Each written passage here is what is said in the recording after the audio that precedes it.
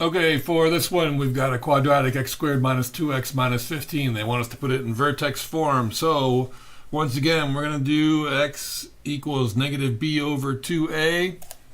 And why don't you go ahead and pause this and see if you can figure it out.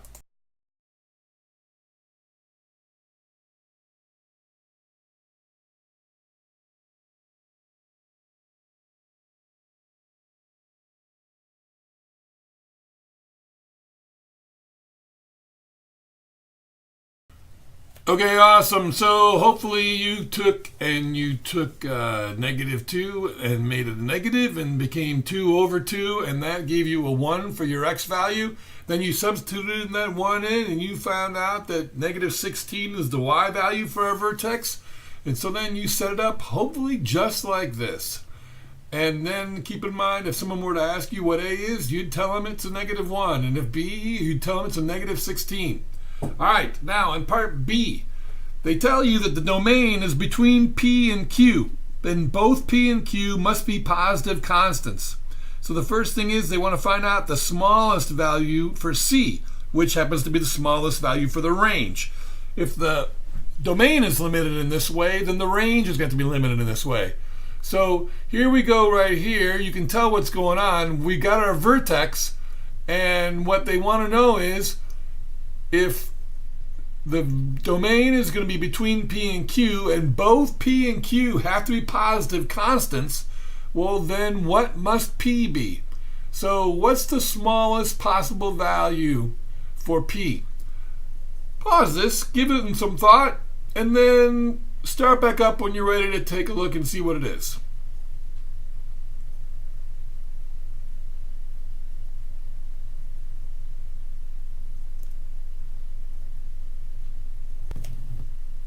Okay, so hopefully you said that the smallest value for P is going to be a 1, because 0 is not positive or negative. But keep in mind, that's not what they asked us. They want to know the smallest value for C. But if the smallest value for our x is going to be 1, well, then we can find the smallest y that matches up with it. So now all we got to do is figure out what goes along with the 1. Well, we know it goes with a 1. It's a negative 16. So C is going to equal negative 16. That's the smallest C value. Now in C, it says for the case where C is equal to 9 and D is equal to 65, find P and Q. So in this case, what's happening is they're giving us Y values, and they want us to find the X values that match up with them.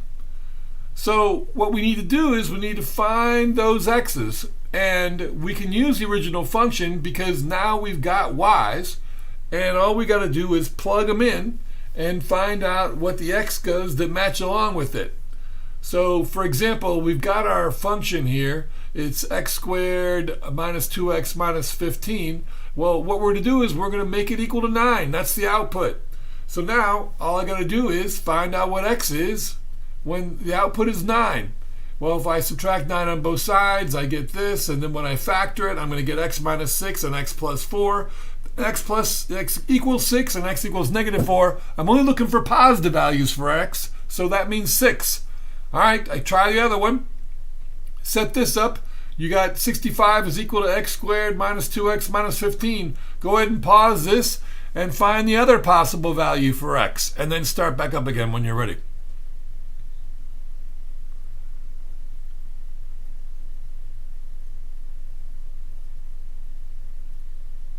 Okay, fantastic. So hopefully you did this, you made it, and you found out that we got x minus 10 and x plus 8. And so then when we get the x's alone, we know that x is equal to 10. That's the positive value. So now we know that our x's are going to be between 6 and 10. The 1 is, the 6 is a p, and the 10 is a q. All right, now in part D, they say for when C is equal to 9 and D is equal to 65, find the inverse.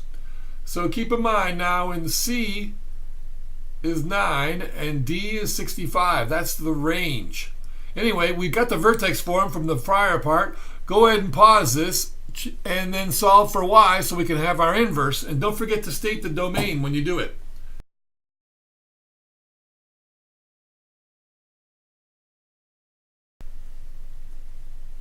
All right, so we add 16 to both sides. We get x plus 16 is equal to y minus 1 squared. Then we square root both sides, and we get y minus 1 is equal to square root of x plus 16.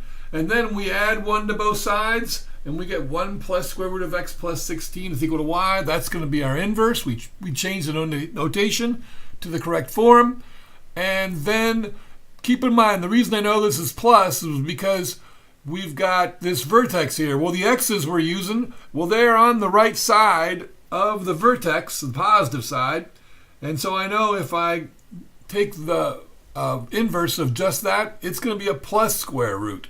Anyway, the other part I want to do is do the range, the domain for my new function, my inverse. Well, so since I know the range of the original, then all I got to do is say that my domain is going to be the exact same thing. My x is going to be less than or equal to 65, greater than or equal to 9. Okay, hope that helped. Thanks for watching.